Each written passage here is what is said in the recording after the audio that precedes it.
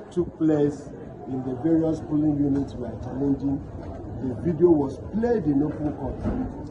The court saw what we are complaining about. Thereafter, our key witness, the star witness, also testified and gave evidence that covered all the infractions we complained about in the entire areas we are challenging. And after that, we also called the evidence of the statistician who showed the areas of our voting and the areas where elections were cancelled, and then the INEC still went ahead to announce results.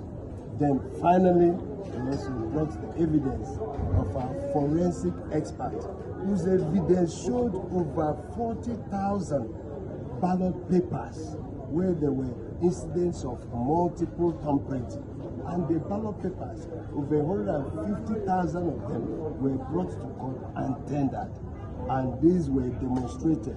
You can see all the fingerprints of the ones shown and admitted in evidence. So when we finished with all this, and it brought to a total of 94 witnesses, we have called on behalf of the petitioners, and we have tendered over 200,000 INEC documents before the court, as well as our own documents. So having put in all this, we formally ended the calling of evidence on behalf of the petitioners.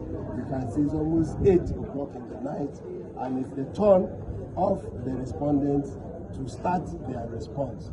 They have asked for adjournment to Wednesday, which has been granted to them.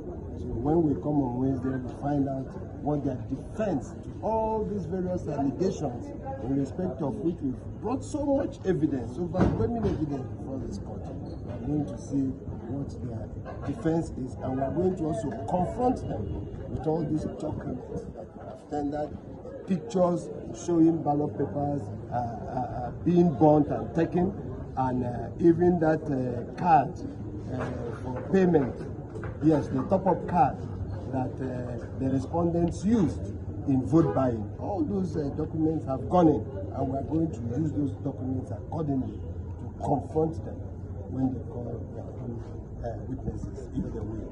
Thank you. Thank you very much.